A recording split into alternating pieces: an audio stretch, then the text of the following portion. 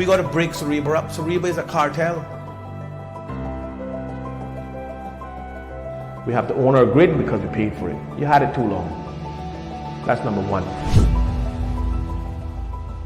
We need to control the purchasing of fuel because we pay for it. We should be in charge of buying it. The fuel companies, you better buckle up too. Jackson Point pipeline have to be reverted back to the ownership of the country. Oh, Mario, you can't tell them how to operate their business. Well, yes, we can. Having this idea that you're going to impose what's best because of what the law tells you can do will cause an uprising in this country that you've never seen before. My children are going to be saddled with the debt of a billionaire so that he can have his name printed on everything we got around here. Because let me tell you something, this is Dart Island.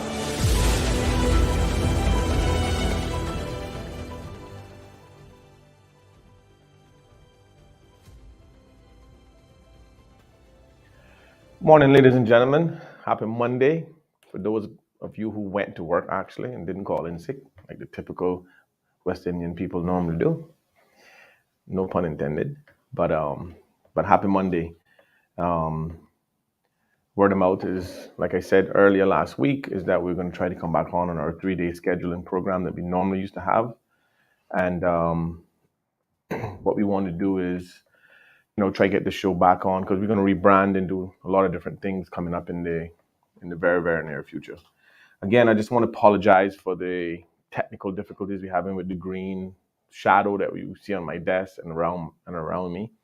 Not 100% sure what that is right now, but we're getting ready to change the background and the format anyway. So hopefully by end of the week we have all of that implemented and settled in. So. But there's just a couple of things, obviously, that's happening within the community, society, Cayman on a whole. I know there's a lot of conversations about the $500,000 fine for feeding chickens and wildcats and whatnot. Personally, I think that it was blown out of context in regards to the reality of actually being charged $500,000. I don't think anyone really took the time to kind of analyze the law itself or even go and look at the law and see what it really entails. But I'm opportunity to speak to someone that works in that department over the weekend. And that law is a wide spectrum. It covers a lot of stuff, and it's up to $500,000 that you could be charged. It's not like if someone see you feeding a chicken on the side of the road that you automatic is a $500,000 fine. And certainly when you read the Compass headline, that's the impression one would get. So I can understand the concern throughout the community in regards to it, right? So I just want to say simply that, sometimes we just need to take a deep breath, analyze the situation for what it really is, understand what it is we're dealing with instead of just assuming the worst. Because I can't tell you how many times over this weekend I've heard people ask me if I saw this law about being charged $500,000 for feeding chickens and blah blah blah. And it was a topic of conversation, I guess. Some made light of it in terms of joking around, feeding a chicken and all these different things. But and I think that stemmed from a radio talk show that was on Radio Cayman that involved local lawyer Sammy Jackson, who ran in the Red Bay area against Mr. Alden McLaughlin in the last general election. I think he had just highlighted that was a possibility of a fine and whatnot. But one of the things I just want to highlight is that I don't think he said anything out of context. I just simply believe that the Compass sensationalized the headline and just made it seem like that's what it was. And normally that's what you do in order to attract viewership, right, and readership, and it certainly did its job. So one need to understand that that's typical newspapers. The headlines are always contrary most times to what the article, because if you take the time and read into the article or read the law in which they're referring to, you will find that that it's not clean cut. Oh, $500,000 for feeding a chicken, or $500,000 for feeding a stray cat, or whatever The law has a host of things under it that you probably would never ever get charged $500,000. But again, that was not the story that was being portrayed in the general public. So a lot of people was concerned about it, rightfully so too, because you know how many people feed chickens? I mean, I know for sure. Excuse me, my sinus is tickling my nose. I'm about to sneeze. I'm just trying to prevent it. The thing is that you know it's not. That's just not the case, and I think we need to just. And we wasted a lot of energy worrying about it. But again, it's one of those things that we see happen all the time here in the Cayman Islands, where we buy into things so quickly and then we act upon them. Funny enough, there's some things that we should act upon that we don't. You know, especially when Alden. I mean, sorry, my bad, but it's just that they're all in the same category as far as I'm concerned, which is why I always mention their names. But you know, the time during COVID when the government passed a law for non-vaccinated people, you know, it was a direct discrimination and it was coercion. It was actually wrong for putting a law in place that forced people on work permit to get a vaccination. Otherwise, they'd have to go home. And the government knew it was wrong. I mean, we see now where they're having some issues with that $100,000 giveaway for getting people for encouraging people, motivating people to go get vaccinated. You all understand that, right? That there were some moral issues with those things. But now that it's gone and now that it's a thing of the past, everybody seems to forget. But all that is a trait. That's a behavioral thing that'll resurface in the future. It may be a different subject, but it may come around again where Mr. Pantanen would feel as if he can implement a law that he thinks is in the best interest of us without even analyzing the whole situation. Can you imagine passing a piece of legislation to force people to take a vaccination unless they can't gainfully occupy them? They can't be gainfully occupied in order to take care of their family. They can't go out and work to take care of their family. We had people in the civil service here who were being victimized, and if you weren't vaccinated, you couldn't come to work. Right here in the Cayman Islands, and they stood aside. The Attorney General and Frans Manderson, they all was a party to it. So all of them guilty. Every one of them guilty to the rhetoric that was given to the people of this country. Because sometimes saying nothing is worse than saying something. I can assure you of that, right? But nobody don't want to ever have that conversation because we go and have the DG's 5K run and everything is great. The DK 5K run may be a good thing for charity or whatever it is they're doing it for. Great, wonderful. But it's those type of things, and I not got no problem with the deputy governor. The problem is that when you failing at your responsibility and doing your duties under the contractual agreement that we have with you, then you are a problem in this country. If you don't want to be talked about, if you don't want to be criticized, if you don't want to be scrutinized and held accountable, then go and pump gas. Go do that. But when you get yourself in a position in this country that create consequences for all of us, then we have to have a conversation about it. You know, the reason why it's gone on the radar is because no one wants to talk about it anymore. I know one thing for sure. I brought up a very serious issue here in this show a couple of years ago, last year or the year before. And I said that the death rate in this country has never been this high in the history of the Cayman Islands. Never.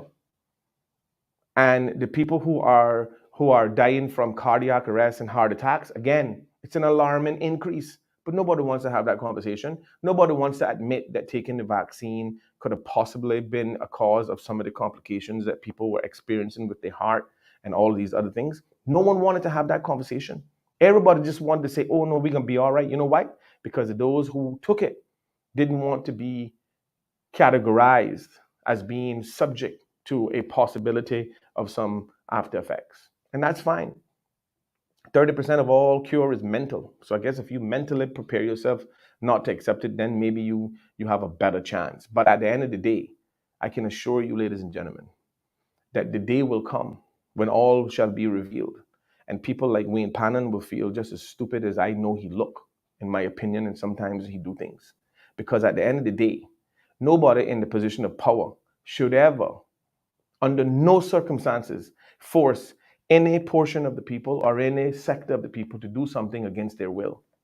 And when it comes to medicine, when it comes to stuff that you got to put in your body that is independent to you, because I can understand if me taking a vaccine was gonna help him, but it wasn't helping him.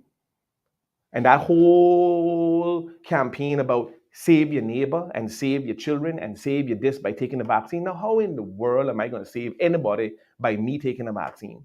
When the vaccine, one, didn't stop COVID from getting on you, two, didn't stop COVID from affecting you, and three, didn't prevent anybody from getting COVID. So then again, what's the definition of the word vaccine? What's a vaccination?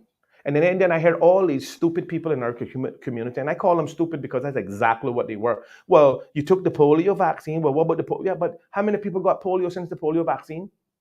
None. That vaccine happened to have worked. So, okay, that had plenty of research into it. But at the end of the day, we can have that discussion until the third moon shows up. But at the end of the day, we must understand the ramifications and the things that have happened since. And for all those people who were sent home because they didn't take the vaccine, those people were marginalized, they were taken advantage of, and they were coerced. And it's sad. Our government got away with it. Now, are they more pressing issues in our society? One more pressing than the well-being of someone's health and the way that they live their life? When a government intervene and tell you that you can't do something because of something, that's wrong. And then we had other local vendors and retailers here taking the same action. How come we don't hear anything about them and convincing people why they don't have another $100,000 get vaccinated raffle? How come they stop it at that? How come they're not convincing to go and I don't see no more go get your booster? I don't see that anymore. You know why I see a lot of on the international commercials and networking is telling people, oh, have you been affected? Do you feel these experiences from taking the Pfizer, the Moderna vaccine? Oh, they cleaning house now. They're cleaning up. But you don't hear nothing about COVID. All you hear is about the flu.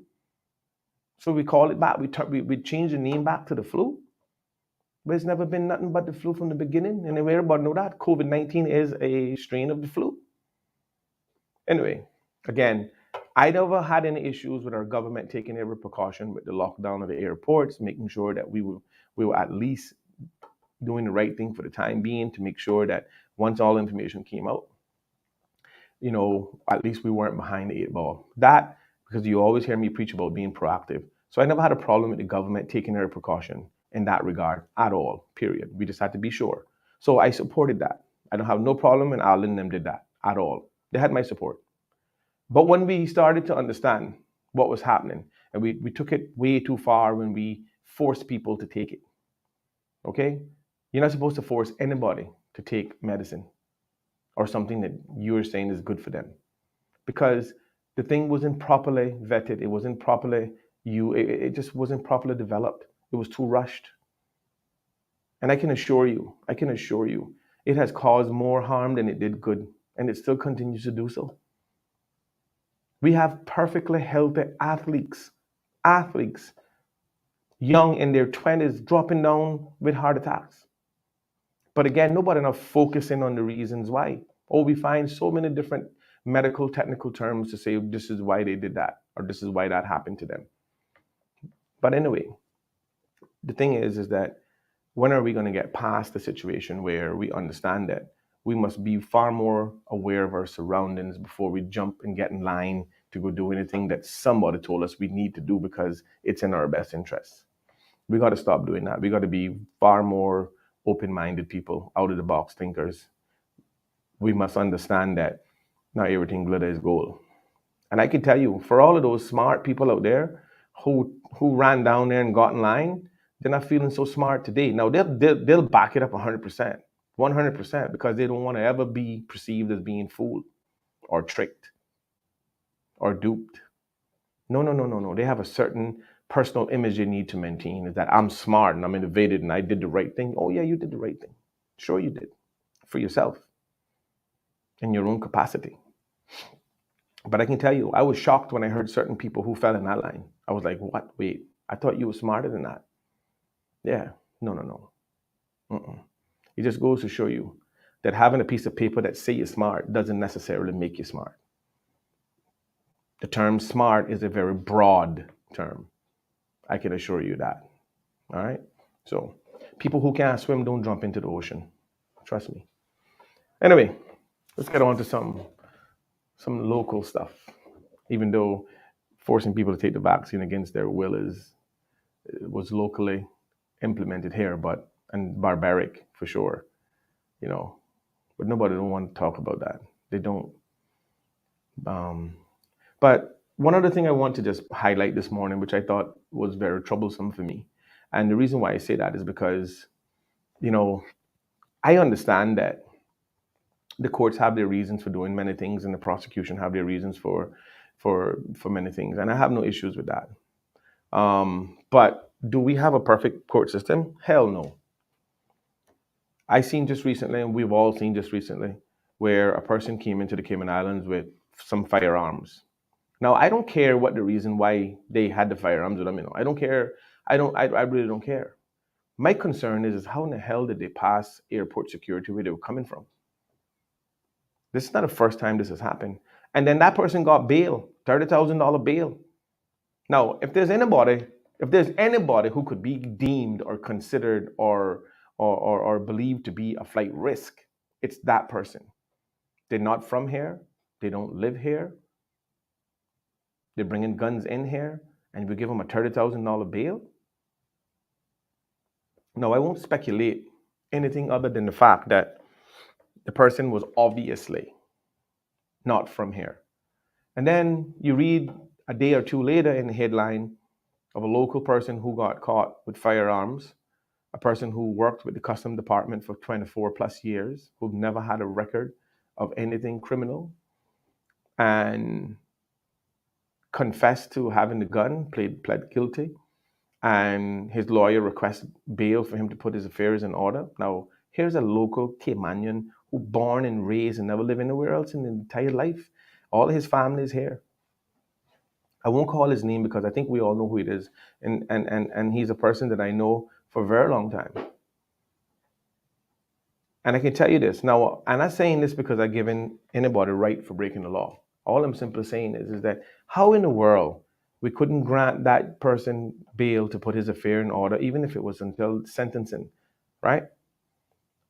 Or even if it was for a week or two, whatever the case is.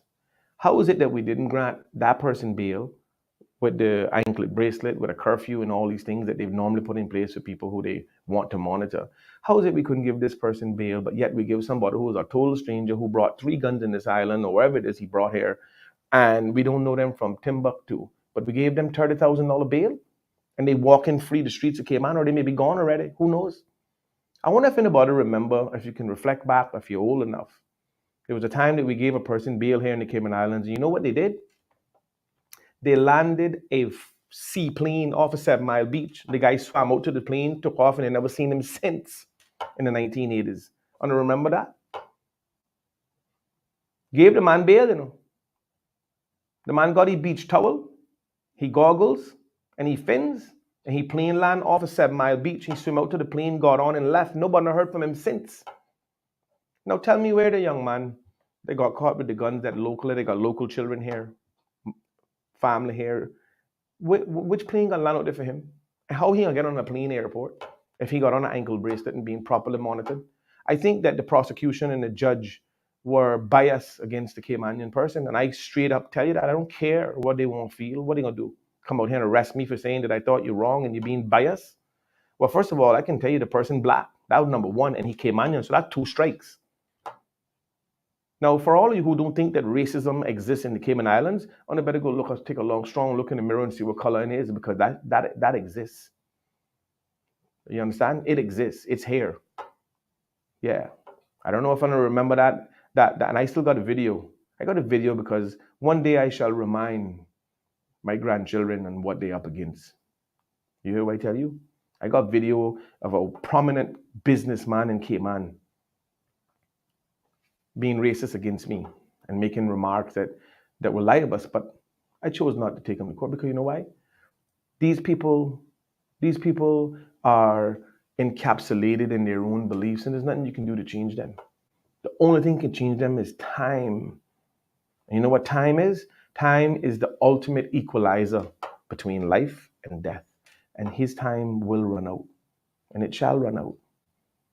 And if karma got anything to do with it, it may be sooner than he expected. It may be something that they can't prevent. So sometime when they can't buy everything, yeah. So who knows? You understand? So I leave people like that to time. I let time handle them. I don't get myself caught up with the back and forth and the conflict because it don't make sense. Because all you're doing is wasting your time on them. But at the end of the day, I just want to know, how is it that our local person couldn't get bail, first time offender, worked with the government and the custom department for over 24 years. That's border control. And are they trying to set an example? Okay, touche. But set an example with the overseas foreigner who came in here with 3 guns. Set one with him. Set one with him. Because if there's anybody we need to be worried about is that international community who feel they can come in here and do whatever they want because they do it all the time. They could have given the young man bail. They could have easily put monitors on him, put him on curfew, made sure he home by 6, whatever the case is. You understand? That's a proven, tested system that works. And then the thing that really bothered me most of all, as the reason why the prosecutor stated why they objected to the bail and the judge supported it, is that they thought he was a flight risk. Where in the hell is he gonna go? And how he gonna get there? How he gonna get there? If he got on an ankle bracelet and the airport where he worked for the last 24 years, how he gonna pass that airport? Unless he got one private runway in his backyard that none of us don't know about, because then we got bigger problems with that case. Come on, man. The system not fair against local people, and I don't care what nobody say, and I can say whatever I want to say. So why is it that we see these things happening on a constant basis? But let me tell you something, let me be very clear, You got a generation of the thinkers, you got a generation of the talkers, and the generation of the doers are on their way. They're coming. They're on their way. And I can tell you, when you see them get out of school and they start reflecting on their history, where they saw the talkers, the thinkers, and they know now that they gotta be the doers, it's gonna be a different kettle on that fire. You hear what I tell you? Believe me when I tell you. Believe me when I tell you. And people don't understand that the constant evolution of education, the growth of education, creates a far more sound-minded person who will be able to implement things that the generations before couldn't. They'll be able to see things different. And as a result of that, they will be able to act upon it and hopefully get some results. Because I don't know how long we're going to be able to live under this direction that we're going in right now. And believe me when I tell you, government does the politically correct thing. They never ever do the socially correct thing. They never ever do the locally correct thing. They never ever do the personal correct thing. They always do the politically correct thing. And what we're lacking here are all the things I just mentioned. The socially correct thing to do, the locally correct thing to do. And people have to understand that unless we prioritize the well-being of not only our islands and ecosystem and our environment, we also have to prioritize the well-being of our people, the continuity, the sustainability. How in the world are we going to get to a place where we have self-confidence that we can work together under a level of unity, therefore we can get some results in an institution or in institutions and such has been marginalized in Caymanians for far too long.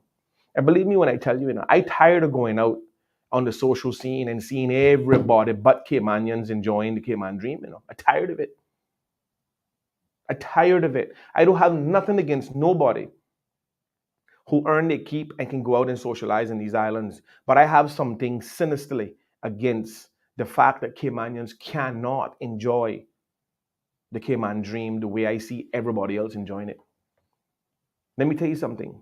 If I didn't born poor, if I didn't born in a situation where I had to see things from the inside looking out, and that my nature, my human nature, by whatever DNA strain I have, has made me a hustler, born as a hustler, live as a hustler, and I'm gonna die a hustler. So I'm gonna survive in an environment they cast me in. But unfortunately, not everybody is like that. That's why our society, our government, our system, our policies, our legislation need to look out for everybody on every variation of the society. Okay? Now everybody gonna be a doctor. Now everybody gonna be a lawyer. Now everybody gonna be a banker, right? But we need plumbers, we need electrical engineers, we need the guys that work on the garbage truck. We need people in all of the different areas that keeps this harmonious society moving. So if we continue to create this leadist society, all we're gonna end up with is people who were following who wants to lead. And then what happens then? That creates a conflict. That's a head bucking contest. And then it becomes a rebellion. So I can tell you, we need to fix this problem. We got to fix this problem. I'm just overwhelmed with the fact that and if you look on Cayman News Services, which is the platform in which I read most of all, I don't really mess with the Compass too much because of the whole selling out of the Caymanian Compass name. That's just Mario. That's just the creeds I live by. I see what it was saying that the population explosion is due to the 34,000 workers, right? And I'm saying to myself, okay, this is something we know. And when we look at that, when we look at those numbers and we compare them to the local, and I don't want to use the term indigenous, right? When we use that to the local Caymanian person, we're outnumbered. We're outnumbered. And then when we look at the fast growth of development in our country, which is fine because it creates a lot of jobs, it do a lot of things, it's good for the economy, right? But when we stick that pin, and we say just a second, 30-second injection, and we look at the places in which these developments are taking place, we know the corridors that they're happening in, we know the cost of these things in which they are ending up being, and we also understand who can afford them. So when we ask that question, when Caymanians ask that question last year and the year before and for the last 5 years, who are we developing for? Right? That's a valid question. Now, if this was HBO, where it was where we could call, we can use bad words, my interpretation of this would be totally different. Not to be disrespectful or distasteful, but just to be very, very, very, very serious. The reality is that when we ask that question, that's a very valid question and a very warranted question, because we see places being built in neighborhoods that I grew up in. We see places being built in neighborhoods where a lot of people still live in, where things were affordable.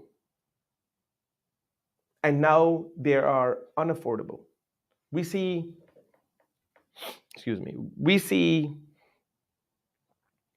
places selling in the area and the neighborhoods in which we grew up in, which was relatively affordable for the persons in our category, for lack of a better term.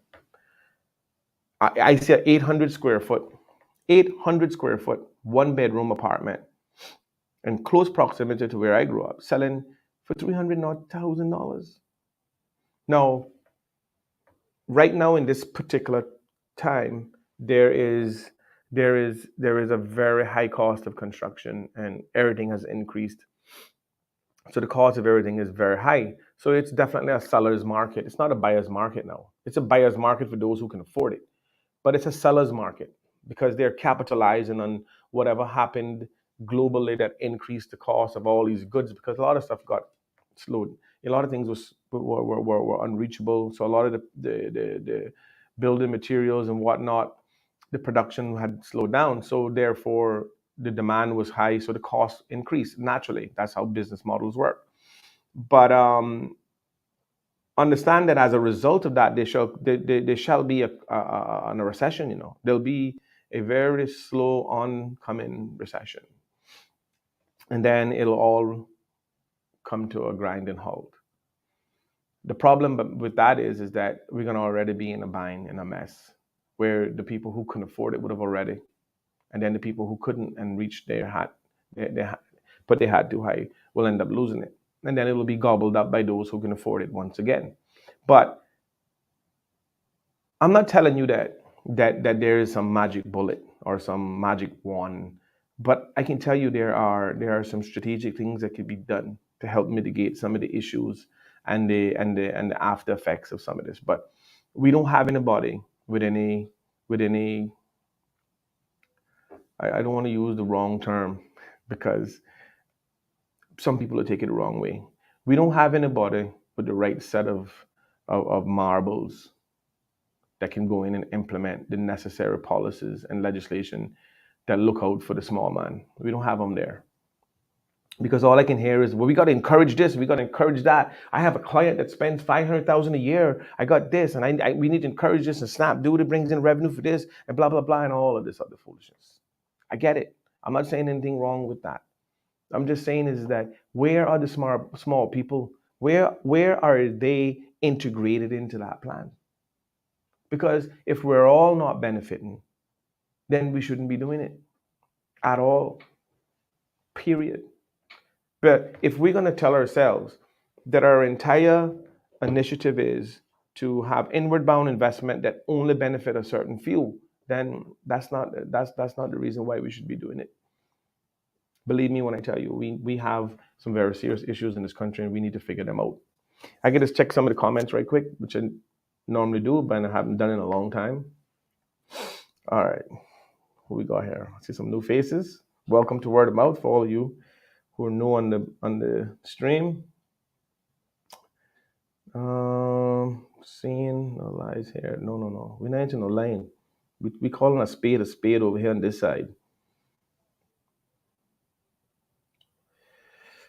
All right, just checking a couple of comments. Designed against the local people. Oh, the system definitely designed. I don't know lie.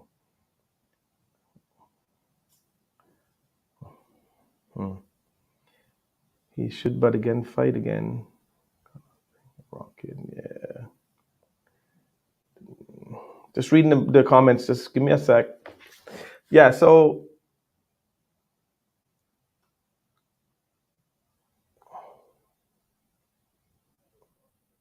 no, everything is way outpriced. I mean, I reading some of the comments and and seeing some of the feedback on these things. I know all of you are aware. We're all aware of what's going on.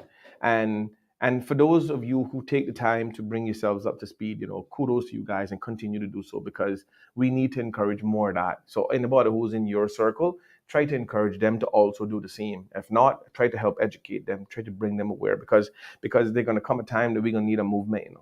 We're going to need a strong movement. And I don't care what a governor, and listen, I know.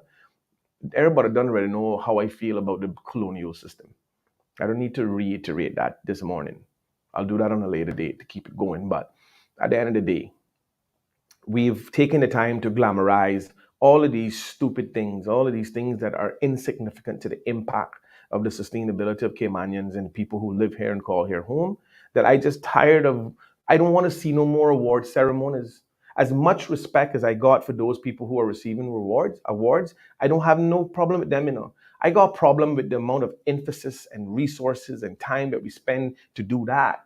But we can't fix a system like NAU to make sure that a mother don't sleep on the beach with her children. See, that right there got a problem with me. I have a problem with that. A politician can drive around here in a chauffeur-driven car through the same neighborhoods where somebody's sitting down, probably in a house with their children or their family, starving to death. And it not because they're not working, it's because we haven't fixed the cost of living issue in this country. We've allowed the fuel companies to run roughshod over us, which has the biggest impact on our cost of living. We've allowed developers to come in here and brokers to buy them pre-construction and resell them for the highest retail costs. We got to break up Cereba. We got to break that up. That need to be broken up. And since I'm on that vein, what needs to happen is that every single property that is for sale in the Cayman Islands need to go through a general registry. Register all of them on there, and any realtor who's a Caymanian only, because we got to change that law, any realtor who's licensed and a Caymanian only can access that by paying a fee every year to access the list of all properties for sale. And as a realtor, they can go in and market those properties however they want. And 50 realtors can market one property, and the best man, and may the best man win. Whoever sell it get the commission. That way it's better for everybody. The person who's selling got all realtors trying to sell his property or her property or their property. And the person who sell it gets the commission. And we need to make sure that we limit the amount of licenses we give out, and we need to make sure that it's only Caymanians that get them. I don't care how many brokerage companies in this country that might feel offended by that. I do not care. I don't care about the big names that may say, well, you can't do that, Mario. Oh yeah, we can do that. We just need politicians who got enough courage to do it and don't have some self-serving interests to do it. You know the reason why a lot of the fundamental issues in this country have not been prioritized to be fixed? Let me tell you why. Because the politicians have personal interest in them. That's the reason why none of this have never been fixed. You think it's a secret why local accountants and lawyers haven't been able to break into the equity partner in all these firms? Why? Because they are a part of the system that is failing. The government has subscribed and allowed those institutions to write their own pathway.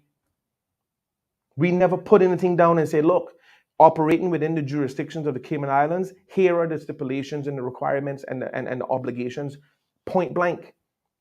That law firm or that accounting firm ain't not going nowhere. You know why? Because Cayman is a tax neutral jurisdiction. All of their customers choose to be here, so therefore they have to be here to accommodate the customers. Listen, the law firms and the accounting firms and the bank firms and the trust firms didn't bring the customers here, you know. The customers brought them here. Our tax-free jurisdiction has brought them here. Our banking secrecy laws and stuff that we had in place that Alden and Seymour and Pannon went down and signed up for platform for beneficial ownership. They were the first ones to sign. Like, they wouldn't make it become an internationally or a common ground for all the institution. No, we had to be the first out the gates. These are the people. Listen, don't make somebody with a full suit on and a tie and a law degree tell you that they're smarter than you, you know, because no. They just been trained on how to trick you. Believe me when I tell you. Trust me when I tell you.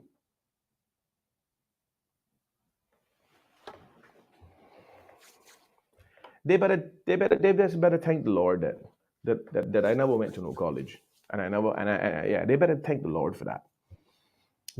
And I didn't sign up to the lodge, because if I'd sign up with the lodge as was requested of me, because I stick by principles, I stick by what I believe in. You understand? I can't swear an oath to a fraternity and then pretend to be loyal to another. You all must understand, you know, that constitution needs some reforming, you know. And I can tell you right now, like Kanye West and all these people who speak and blow the whistle, I'll tell you this right now. The Constitution needs to be changed, that anyone who is a part of the lodge or Freemasonry or anything to do with another fraternity who have pledged allegiance to be loyal to them, not eligible to run for politics in the Cayman Islands. That's what we need to put in place. Now, when I want to see some changes, now they all going batshit crazy now. Oh yeah. They're gonna do everything in their power to stonewall me and block me. Why? Listen to me. I already on the blacklist. I already been victimized. Been there, done that. And this may cause it to go further. I don't care. I rather die by my morals than to live by their rules. Because their rules is what creating the hindrance for everybody in this country to be sustainable. Because if it's not a part of their proverbial circle, then you're on the outside. Those are the facts. Now, for all those people who are members, I'm not saying that they're bad people, I'm just simply saying is that their fraternity is protected by their fraternity. You can't get on the LA steps after being duly elected and swear to uphold the interests of the people of the Cayman Islands when you have already sworn to uphold the loyalty and interests of another fraternity. That's a conflict. But when you look at everybody of any position of power in this country, find out what fraternity they're a part of. Trust me. We have people in the Cayman Islands today that committed offenses that never went a day in court because of their association and membership of certain fraternities in this country. And those are the facts. Now, nobody might want to talk about that. That's a little speakeasy. But it happens. And it happens right here in Cayman and all through the Caribbean and all over the world. That's what it is. Now, I know the conspiracy theory. No, that's not what it is. Those are facts. But at the end of the day, how do we move away from that? Is that we must have the talkers, the thinkers, influence the new generation who are the doers to change the policy. And that's what we need to do. That's the only how we're going to get anything done for everybody. Because unless we change the guards, we will always be fighting this fight. We'll always be fighting this fight. So the responsibility in every category from every member that is in a position that affects our consequences, they need to be held accountable and they need to be changed. So nobody can tell me that something sinisterly wrong when you look at the system and you look at all the people in the top tier jobs that run the consequences that you and I live in. Find out what membership they really are part of, and then you will see the golden picture. I'm telling you, it's a fact in this country. It's just as bad as racism. In fact, it's worse. Because sometimes being from different race, we can come together and put our differences aside. But when you're a part of something that has been historically maintained, that's a challenge. But again, I can always be stonewalled and blackballed because of my position that I take, and I will never change my position. Very simple. But how do we get to a point where we have the inclusiveness of all of our people, where they can be contributors to this society? How can they get a seat at the table? How can we implement and legislate things that is inclusive of everyone, of all people? As I said earlier, not everybody going to be a doctor, a lawyer, a banker, one of these things, but we also need the other people. And we need to also equally prioritize the industries and the areas in which they work in and they participate in, so that they can have the ability to go out and feed their families, put a roof over their head, and maintain some certain level of health care, that they don't die because they're poor. It should be a crime. It should be a law that says that you shouldn't die if you're poor, because certain people don't have access to certain health care. That's it. Write your will, say your goodbyes. And that's unfortunate because it happened here daily. So for everybody who thinks that there is some level playing field for Cayman, for people who live here and people who are Cayman, who are 4 and 5 and 6 generation, no, there's no level playing field here for us. That's a fact.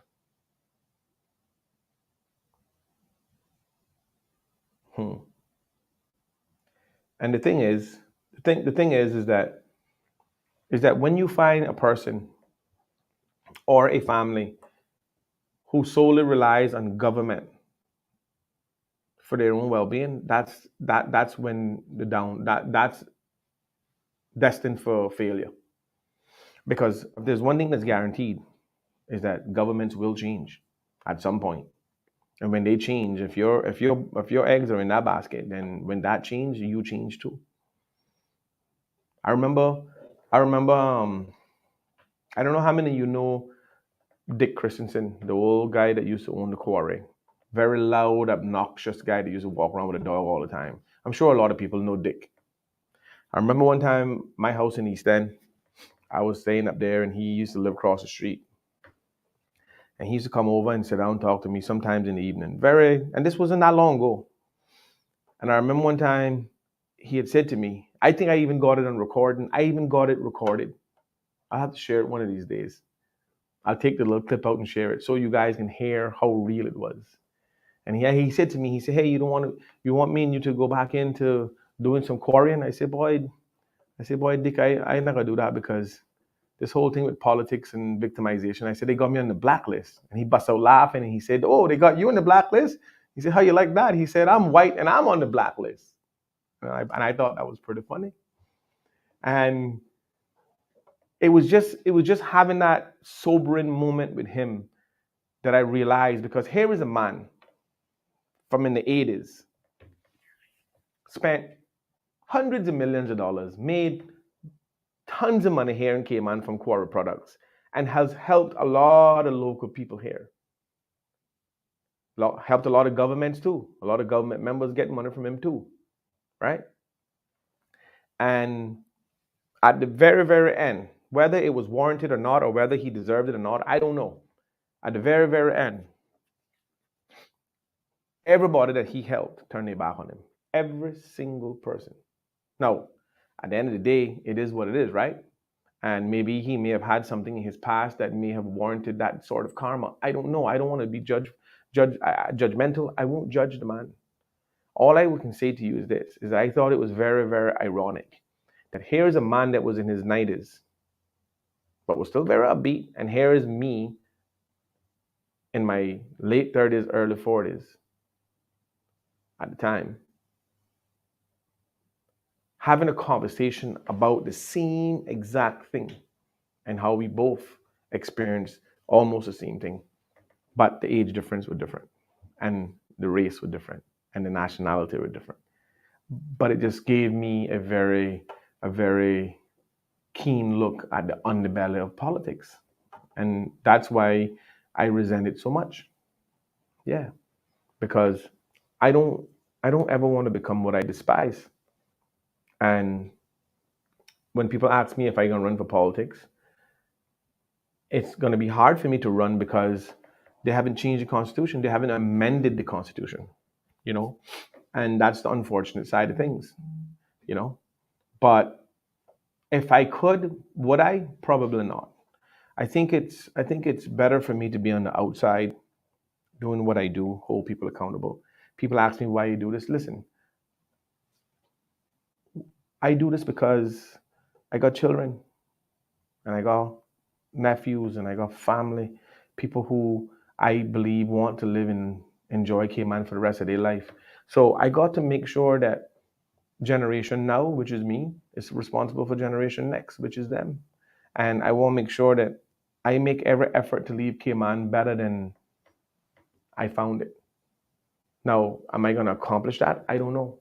Because the way things going now, I don't know if my children or my grandchildren or their children will have any opportunity to have something to fight for as we are now. I don't know. Because it seems like every politician group that gets in are so hell bent on the narrative that I see moving forward that I don't know if we'll ever be able to change it. I don't know. I am very optimistic and I try my hardest and I can do my share. I don't know. But when we talk about these things, it's important because it creates the level of awareness that people don't normally talk about. People don't talk about the things we talk about here. No. People don't do it. They don't do it. And when we look at the society and how it's all moving and how everything's going, I mean, we talk about traffic, we talk about all these things that are disturbing our social well-being, and the deterioration of our social existence is none now. And as I mentioned earlier, when I go out to these social places, I do it deliberately because I like to watch. I like to observe. I like to take it all in to see exactly what it is that is transpiring and what is transforming. And let me be very clear, I don't want nobody to misunderstand what I'm saying. I don't have a problem with people enjoying their life the way they do in all these social places, all the restaurants and the bars and wherever they go. I don't have a problem with it. The problem I have is that I'm not seeing no balanced integration of Caymanians doing the same, because then it paints a picture that our society and our system is not being developed to be inclusive of all Caymanians. Now, I'm not telling you that the average guy wants to be at this spot. I'm just saying is that why is it that if he chose to be at that spot, why he can't afford to go there? I'm telling you. So, and he might do it once a week. He might do it once a month or once a year. Who knows? But the absolute absence of that element is what's bothering to me, because that tells me that we have not prioritized all of our people. We have only prioritized a certain section of our society and economy to make sure that it's doing well, so that the government's GDP and balance book at the end of the day has a surplus, and at the expense of who and what.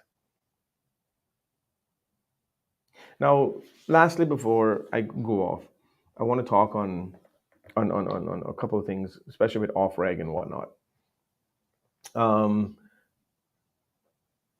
you know that off reg just implemented a new consumer board committee, consumer committee. I think that's what it's called. And hold on, let me just check a couple of the comments in case I need to respond to anyone. When is the next election?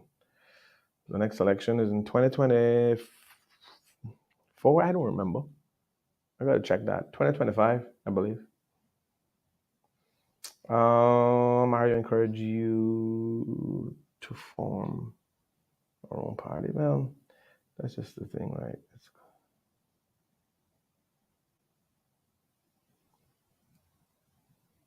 We're gonna form a movement.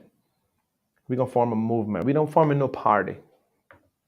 We're gonna form a strong group of innovative, out of the box thinkers, educated, young, ambitious Caymanians who are going to be willing to help write policies and legislations and different things, so that whenever government that we smartly elect, because we got to have an educated democracy, decide that they want to do something that's not in the best interest, here's a group that's going to control that narrative and steer them back on course. I rather be in an institution like that, as opposed to being an institution that has to rely on all of these things in order to exist. So I think what we could do to one of the viewers is that instead of forming a political party, let's form a political watchdog, a group of people who wants to be a part of the system and the solutions. So we just don't be complainers and hecklers. We can just say, okay, here's a group. We got members in our group that have analyzed the labor problem. Here's a couple of suggestions in which they have come up with that you guys can help implement in order to help this situation. And if they refuse it and try to do something else, we take them to referendum. Listen, we are the proverbial 20th member of parliament. And when I say we, all of us that is registered to vote, we are the proverbial 20th member. And we need to abolish this single member constituency foolishness. That needs to stop. We need a general election in this country. We need a general election. We need to elect our premier as registered voters. And this whole thing about a party getting in and, oh, you come with us and you and the horse trading, we got to stop that. That need to stop, because every time we've allowed that to happen, our result has been dire, has been neglected, had been roadside garbage.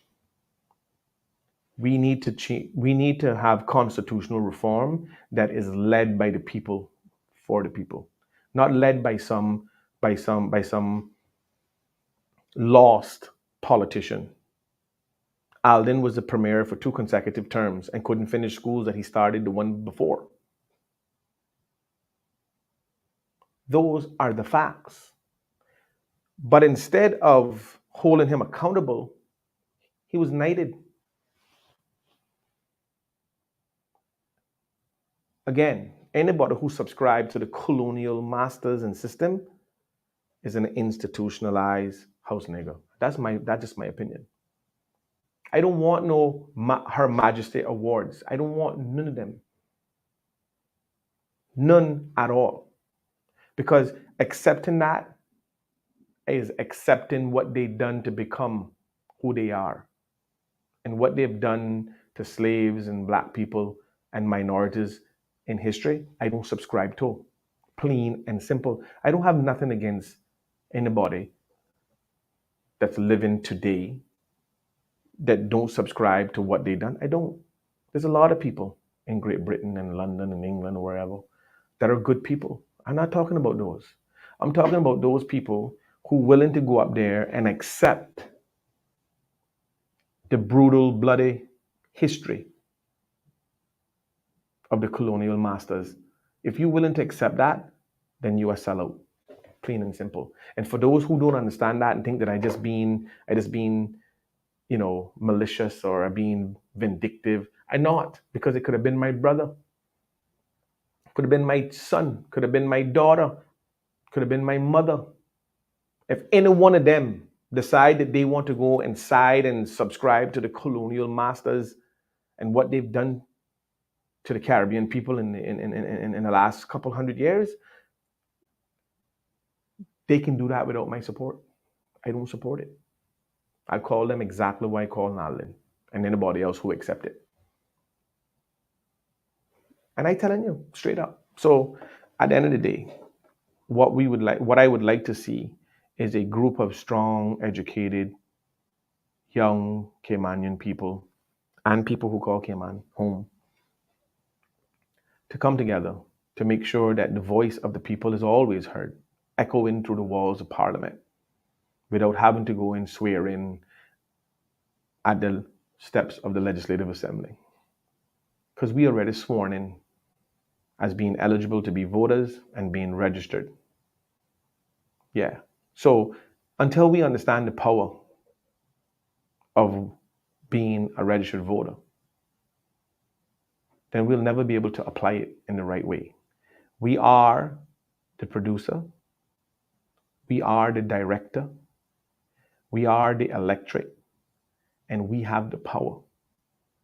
So why don't we recognize that and demonstrate that and illustrate it? The first time in the history of the Commonwealth, right, that we had a people-initiated referendum right here in the Cayman Islands, in the little speck on the atlas. Yeah, the first time in the history of the Commonwealth that anybody was ever named Candidate X, right here in the Cayman Islands. So we are the first of many. But how do we captivate and capitalize on that and move forward? We must understand that there are a lot of issues that we need to deal with and need to face. And a lot of them not going to be the most popular decision, but they're going to be decisions that we need to make. You know, quite frankly, I think that the minute that we establish this group of innovative thinkers and doers who have the best interests of these islands at heart, and we are ready to trigger a referendum whenever we need one, meaning that whenever there's a matter of national importance or something that we need to, and we trigger that referendum, we're good to go. Let's go. I think that creates a very good balance and deterrent from politicians feeling like they're going to go and serve their own personal interests or some special interest group, because they know that we watching, we paying attention, and we willing to fire the first shot across the bow and make them know that we here and we not settling for this sort of thing, you know. So again, one thing we need to do is we need to pay close attention to our to our generation that's coming up because they're being influenced by this generation. Some of them.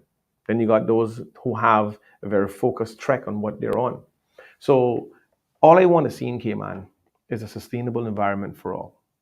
I don't want to go somewhere and from the surface of it all looks nice, but yet while I'm there socializing with either my friend or maybe family or whatever the case is, there's somebody parked at 7 Mile Beach in their car with their children because they're not gonna know where to go.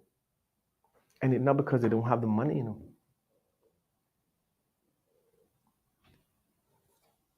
It's because the money they have is not enough. We need to seriously understand what it is I'm saying, There are a lot of things that need to be implemented in this country that can start helping everybody and putting things in place. But no one wants to go down that road because it is well first of all, no political mileage, right? And that in itself right there is one of the biggest issues that I see. Um, what we also need to pay attention to is that when you have a policy that is affecting a small group of people, then that's a policy that need to be revamped and redone because everybody need to be inclusive on anything that we do. We look at foreclosures, we look at the cost of fuel, we look at the cost of food, and all these different things, and all of those things are in the palm of our legislators. So my plea is this: is that we got to stop having all the galas and the banquets and the conferences and the this and the that. We got to, I'm not telling you that we shouldn't have those, but we got to stop having those things. The award ceremony, we got to stop it until we can fix the issue that has created a situation for a mother to be living on the beach with her children. We got to fix that. I'm sorry, one family is one too many. And we've not done a good job of prioritizing the well-being of our people. We haven't done it. We still refuse to believe that it's a problem. Because why? We prideful? No. It's very disheartening to know that these things still happen while politicians drive around in their chauffeur-driven cars, acting as if nothing is a problem. And they'll be the first person to tell you, oh, well, we are aware of these things. You know what really pisses me off? Let me tell you what really pisses me off.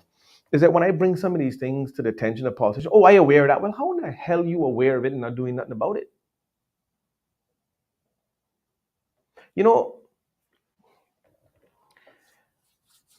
The cost of living has been a thorn in the sides of the average person in this country for 25 years. You divide that by 4, and I'll tell you how many election cycles that we've had where politicians came in and out of government and none of them prioritized to deal with the cost of living. When we were talking about regulating the fuel industry and the fuel coming to this country, oh, nobody wanted to hear it. But yet, Arlen and them came up with this brilliant plan. Oh, well, we'll give a 25-cent holiday to the utility company on the duties that we charge for fuel. Now, ladies and gentlemen, let me just explain this to you in layman terms, right? The utility company gets a discount because being the largest consumer on island of all petroleum products, okay? Largest consumer, 145, 47, maybe higher now, 1,000 gallons of diesel per day. So they get a better price, okay? The government charges or used to charge 75 cents per gallon on fuel coming into the country across the board. So what the government came up with this bright idea, and we're talking about a PPM government that were littered with lawyers and accountants and people with degrees who's supposed to be smart. Supposed to be smart people, Again, not because you got a degree that say you graduated with honors mean that you smart, It just means that you paid attention in school. That's all that means. No, these guys collectively sat around the table and decided that they were going to say, you know what we can do to help the small people with the utility bill? We can reduce the cost of duty by 25 cents. By 25 cents to a utility company. So CUC got a reduction of paying 75 cents per gallon duty to 50 cents, which is a direct pass through to the consumer because the customers and the consumers of this country pays 100% of all petroleum products CUC using them. So the government thought, and now in theory, it's a great idea. But ladies and gentlemen, let me point something out to you all that the government didn't realize themselves. So you ever heard about robbing Peter to pay Paul? Listen to this. The government was charging 75 cents per gallon duty on fuel imported into the Cayman Islands, okay? All right. The moment they took that 25, now listen now, that 75 cents is all we get back, you know. So in retrospect and in theory, the government is charging 75 cents a gallon, which went back into the government's coffers, which supposed to be the people money. Now we can argue about where they spend it and how they spend it, but in any event, let's just say for now, hypothetically, that 75 cents is what we were getting, the country were getting back off of the importation of fuel. Now, how is it that we can give them back 25 cents that we were already collecting, you know? We were already collecting that 75 cents. We gonna give them 25 cents out of it to leave it up to them on how they gonna distribute it among the people who paying the goddamn light bill. So that means everybody, rich and poor, benefited from that. You see my point? So why the government never took 25 cents from the 75 cents and distributed it to the people who needed it only? Themselves. The government took the control out of their own hands, the revenue, gave it to CUC, and CUC just passed it on to everybody. Because it's 100% pass-through cost of fuel to the consumer. So when CUC got the 25 cent reduction, the 25 cent reduction then was distributed amongst everybody. So everybody benefited from that. So what that meant is that the little bit that went to the person that really needed it was so small that it didn't make sense. But if the government had somebody that had a clue on what they were doing, they would say, okay, and I can add it up for you right here, right now. I'm going to show you all right now what that entails. Believe me when I tell you. So here we go, right? CUC burns 147,000 gallons a year, 147, right? Let's times that by 12 months. So, no, sorry, my bad. By 365 a day. That's $53 million. Sorry, 53 million gallons a year. 53 million gallons a year. Okay. All right. You times that now. That's times 53 million. Let's just get to the bottom of this. 53. Let's times that by 0.25. All right. So that's $13 million. $13 million holiday they gave them. That $13 million could have been distributed to the poor people, and only the poor people who needed the assistance for the utility bill. But no, that was broadly distributed amongst everybody who was the consumer, right?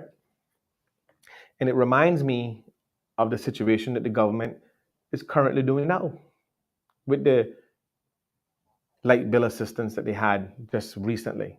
And I remember talking to Kenneth Bryan on Radio Cayman, and I specifically told him, I said, Kenneth, you're wrong. You think because you had to do it last minute mean that you shouldn't have dotted all your I's and crossed all your T's? I say you're wrong. You guys put a quota that included people who got money, who can pay their light bill. You guys didn't take the time to understand the people who really needed it didn't. They may have gotten some, but they didn't. You didn't give to everyone that needed it, and you didn't give enough. And it could have been a lot more. It could have been impactful. It could have been actually useful and helpful if you guys had really sat down and analyzed the thing properly. You think CUC don't know who the low income people are? You think CUC don't have a catalog and a chronologically ordered list of people who late on their bills and who don't pay their bill normally on time and who get cut off? They got their data over there, my friend. All you had to do was to liaise with them and say, look, I need a list of the category of people who are struggling the most in this country, who've had their light bill cut off multiple times and be late and blah, blah, blah. These are the people who get the money. These are the people who get the assistance. End of story. But no. They didn't want to take that time to go through it like that. That would have made way too much sense. You would have actually helped the people who really needed the help on the level that they really needed it on. So the government think that they just have these little social programs because all they're really doing is running us aground, you know. But you see, it's political mileage. And the reason why they didn't do that, ladies and gentlemen, let me tell you why. Because the pocket of people that really, really needed it was so spread out that they couldn't get no one person elected in this 19-member constituency, foolish as we go. So they had to make sure to broaden it so that their scope would have been bigger, so that they would have been able to say we helped a larger population, including those that didn't need it, so that they can secure political mileage. That's a fact. That's a fact. That's the reason why they did it the way they did it. Political mileage. Oh no, I'm not helping that group because in my constituency, but that's a group that really need it. That's the problem we have here, ladies and gentlemen, is that we went and segregated our country in such a way that it's hard for us to even conceivably work together. 19 different constituencies in a 75 square mile island with 2 sister islands that the population is less than 5,000 combined. And this is what we chose as an alternative to a general election. It just goes to show you what mindset we're in. It's self-serving, and we got to change it. We need constitutional reform. And along with that, we need some immigration reform, because we got to stop all PRs and permanent residences and status grants now. We got to put a moratorium on that. And I don't care who out there don't like it. Okay? You don't have to like it. In fact, I never said it for you to like it.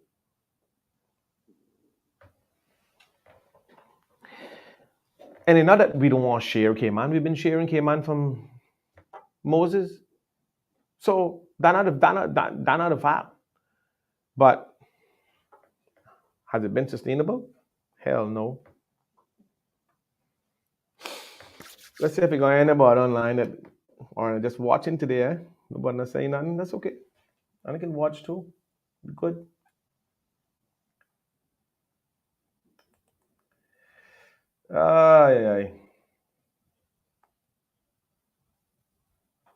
The thing is that we got a very short window. Well, a very small window, I should say, not short. My apologies. We got a very small window of opportunity to fix this thing. And we need to strip the politicians of their political mileage measuring stick. We got to take that away from them. We got to make sure that whatever they do is in the best interest of everybody, not just a small special interest group. I want to say something here that because it's been bothering me for years and years. When we were doing CPR, the Cruz Port referendum petition to have a referendum, one of the offspring for the Cocornell family, who clearly don't have a clue on how to run business and think that they're smarter than everybody else because they got a degree, went on to Rooster and said something that he was libelous for. But again, I chose not to take him to task because he was grossly misconceived of what I was doing. He spoke out of turn. He lied about things, or he said things that weren't true. And I let it slide. I let it slide. He said that I had posted somewhere on one of my pages or something that I was coming after the Big Five family. So he felt like I was coming after his family. I never said anything of the sort. And he also said I wanted to build a refinery in the North Sound. Again, clueless, didn't have no idea what we were doing, but chose to speak it publicly as if he knew what we were doing. He had no idea what I was talking about, right? I know more about him than he'll ever know about me because he didn't born in Cayman. He born in Mexico. He born in Mexico. I'm not calling no names because that's not what I do here. But at the time he made all the comments about me, I knew that he born in Mexico. I knew he wasn't born in Cayman. But at the end of the day, I never threw it in his face because I'm not that person. But I mention that only because it just goes to show you the gross level of misconception and oppression that people of color in this country get simply because people of the opposite color who thinks that they're better or they deserve more than we do.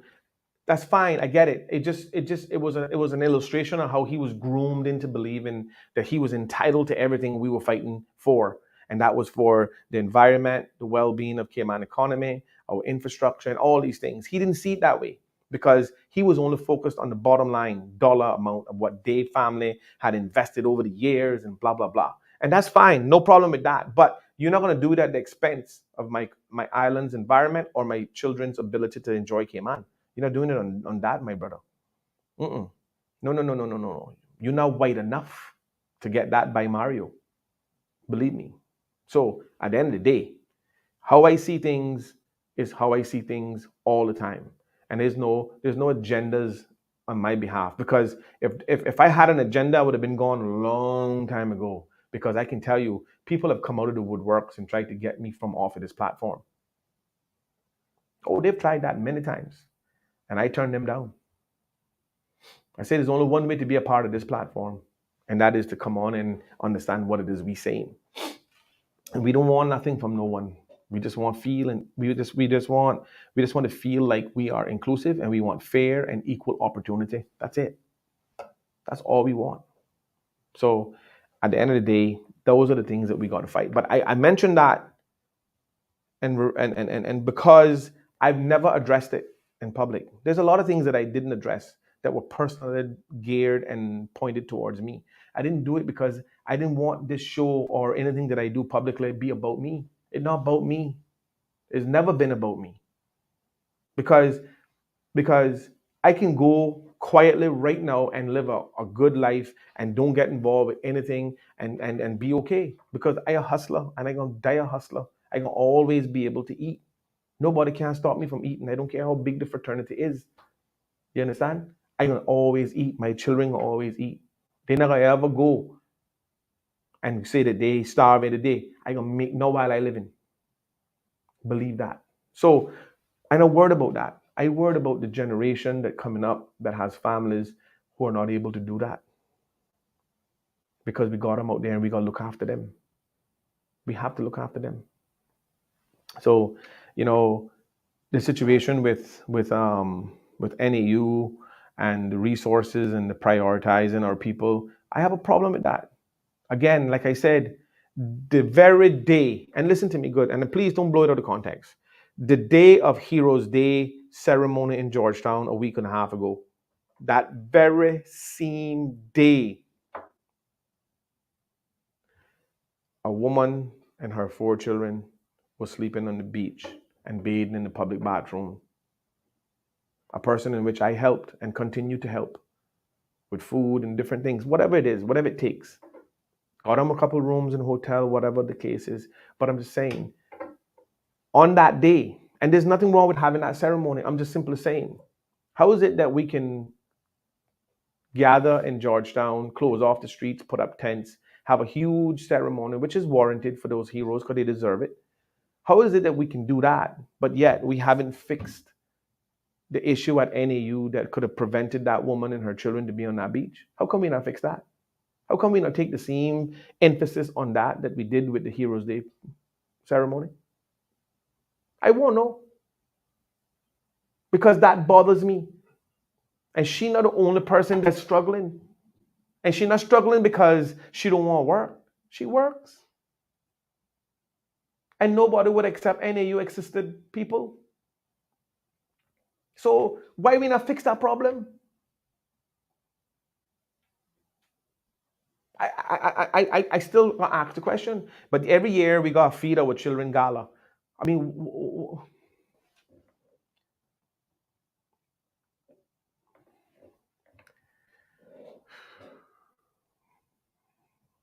we've created an environment for a large sector of our society to live a good life. And we continue to do it. We bend over backwards for it. And okay, kudos. So why are we not bending over backwards to make sure that the people who are struggling the most aren't able to make ends meet and live a decent life too? Because I can assure you, 90% of the regular people in this country not trying to live no high to tight life. They just want to pay bills, feed their children, have family gatherings, go on a small vacation, and live some sort of good quality life. That's not too much to ask. Not living in a first world country, not living in the fifth largest financial center in the world, not living in one of the most famous places for tourism, not living in an economy where we got our own currency, not living in an economy where there's plenty. When you have a country that got more people on work permit than the population of the local people, you got a problem. Houston, you got a problem. Do we need work permit holders? 100 million%. Yes, we do. We got a lot of institutions and establishments that rely on them. So then why is it that we haven't exhausted our personal local harvest? Do we have lazy Caymanians? Oh yeah, plenty of them. Do we have ambitious, innovative, smart, willing Caymanians? Yes, we also got them too. But the only way to fix this problem is to take matters into our own hands. And that's the only way I see it, because politicians are not going to do nothing. Because if it don't fit into their political measuring stick, they ain't doing nothing. They're not doing nothing. So when you hear the opposition complaining about the government now, these guys had the premiership and the government for 2 consecutive terms, 8 years. So if there's anything they're complaining about, it's things that they didn't do when they were in charge. So I don't understand.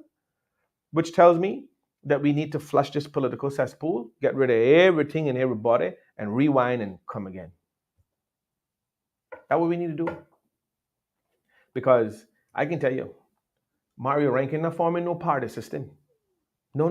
We forming a group of smart, innovative people to hold all governments accountable. We need to be the proverbial 20th member of parliament. We need to have constitutional reform, change the single member constituency garbage, which has only separated our people more than we've ever been before.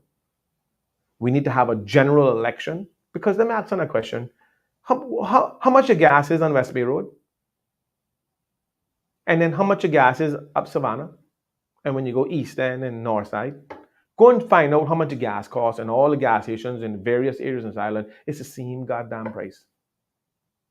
Because what you spend in there, I spend. It don't make no difference. We don't need no single member constituency who is only focused on a small group of people. We need people who are focused on everybody. Your existence is because of all of us put you there, not a handful of us. We need a general election, and we need to elect the premier. The people, once everybody's elected, then we select the premier. End of story. I don't care how long the process takes. I don't care how much it costs. Because at the end of the day, our results will be far better than a group of blind politicians calling each other in the middle of the night saying, why you don't come on our side? No, come on our side. I'll give you a ministerial seat. Which portfolio you want? We got to cut that out. And I telling you that what take place because Mario Rankin been there for many years, watching it with my own 2 eyes. In fact, I am guilty of helping the horse trade. Yeah, I am. What else you gonna do? Because that's the system you got. That's the only thing you got in front of you. So you got to do your best to try to get the best people.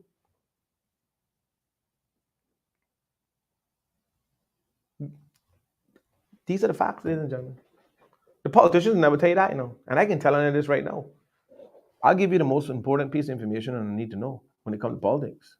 And that is that there are no enemies in politics. Believe me when I tell you. Remember that. Everyone them that in there now willing to sell out thy brother and thy sister to form the government to get power. Every one of them. Now, if you see the opposition can paint a portrait nice enough, they will be a coup. And if you see other members on the other side can counteract with a prettier picture, they're gonna be a coup. But that's just politics. There are no enemies in politics. Okay? All right. So at the end of the day, these are the things that we need to pay attention to. So we sitting down here choosing sides when they ain't choosing no side. They're choosing one in the best interest of them.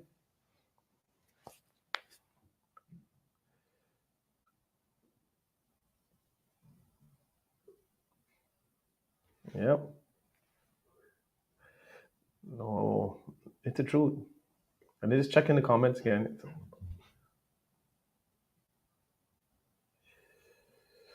Listening for the next step.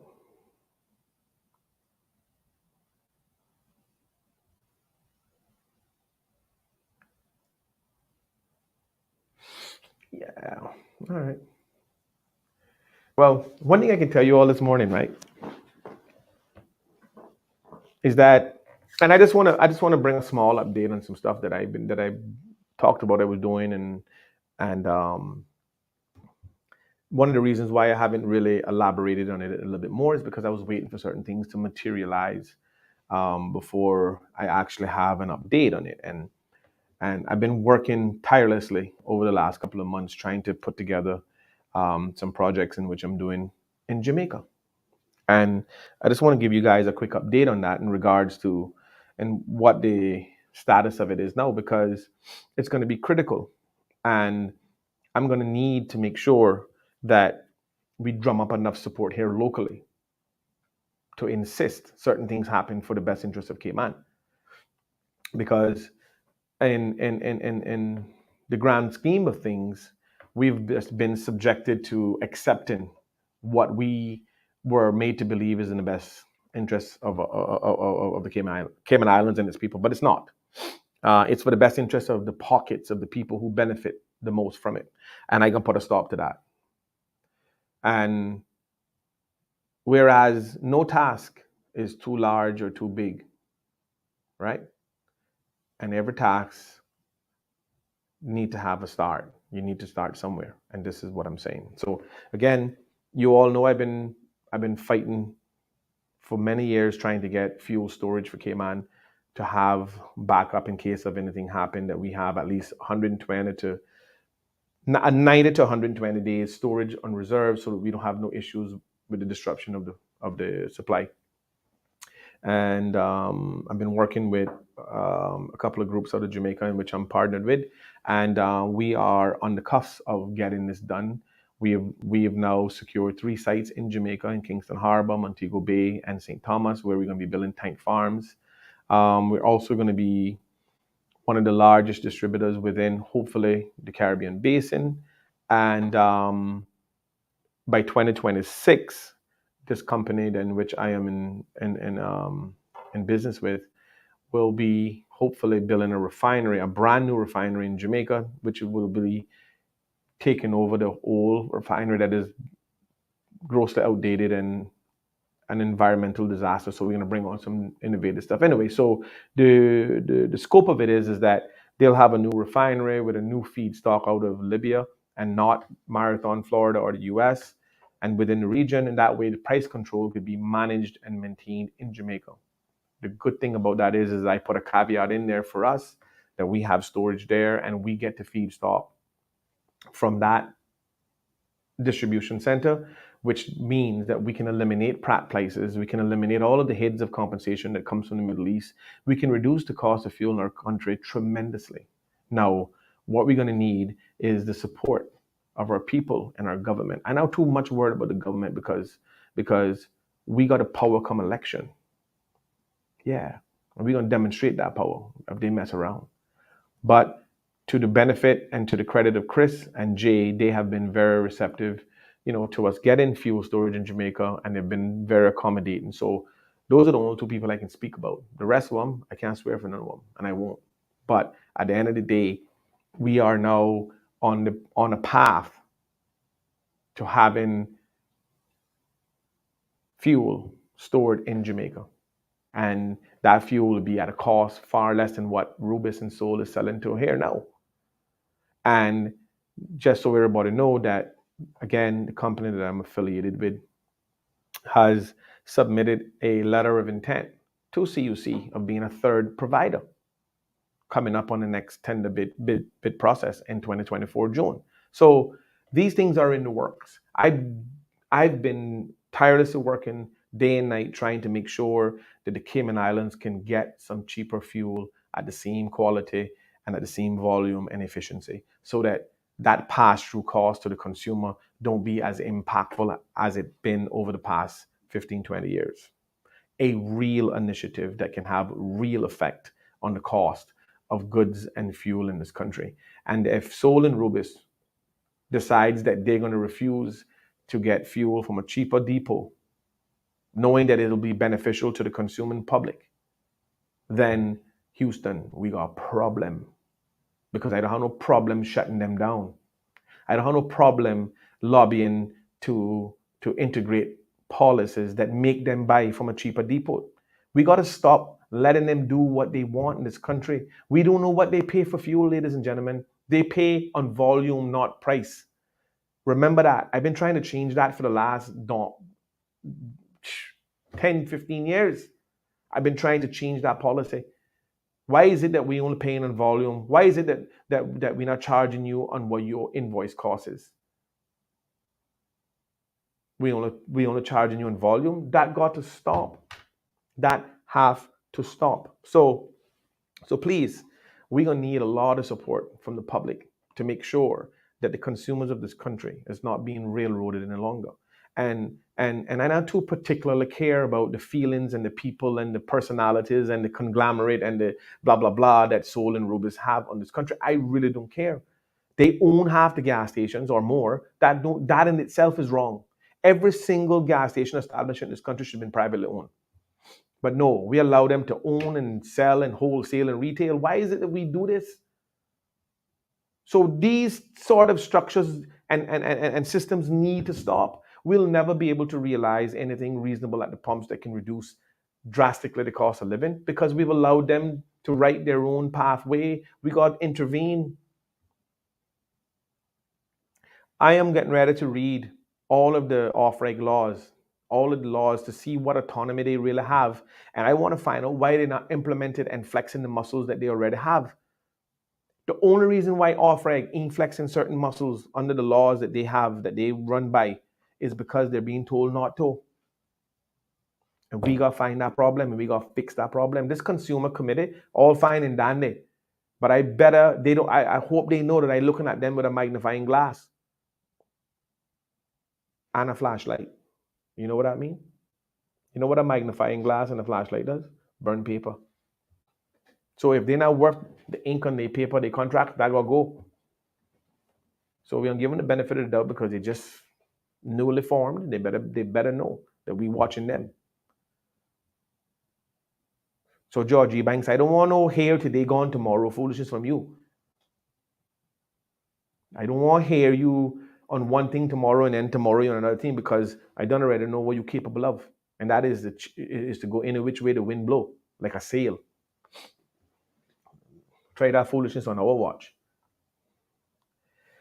Anyway, ladies and gentlemen, I think I've consumed enough of your time. Wednesday, we'll be back on the show.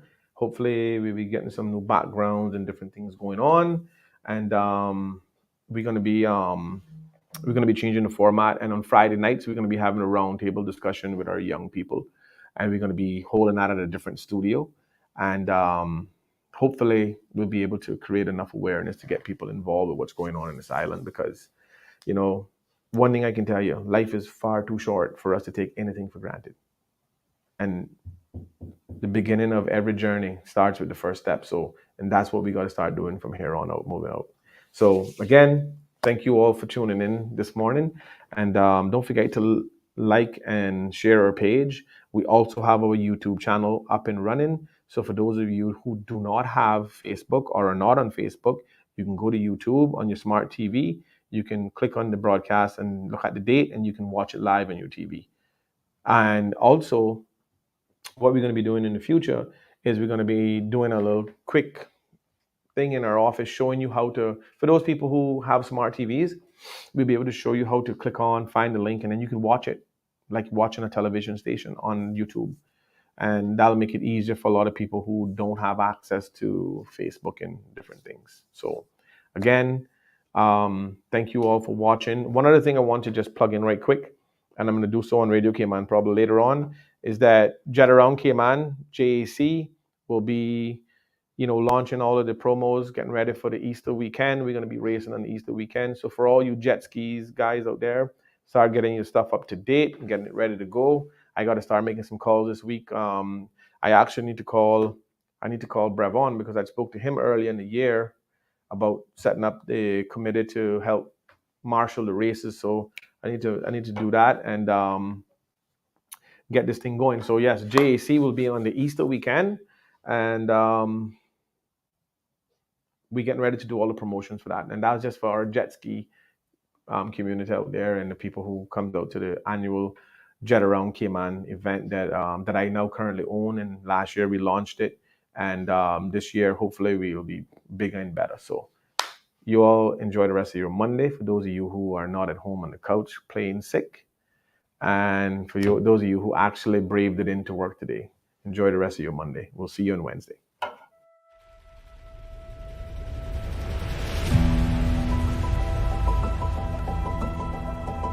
We got to break Sariba up. Sariba is a cartel. We have to own our grid because we paid for it. You had it too long. That's number one. We need to control the purchasing of fuel because we pay for it. We should be in charge of buying it. The fuel companies, you better buckle up too. Jackson Point Pipeline have to be reverted back to the ownership of the country. Oh, Mario, you can't tell them how to operate their business. Well, yes, we can. Having this idea that you're going to impose what's best because of what the law tells you can do will cause an uprising in this country that you've never seen before. My children are going to be saddled with the debt of a billionaire so that he can have his name printed on everything we got around here. Because let me tell you something, this is Dart Island.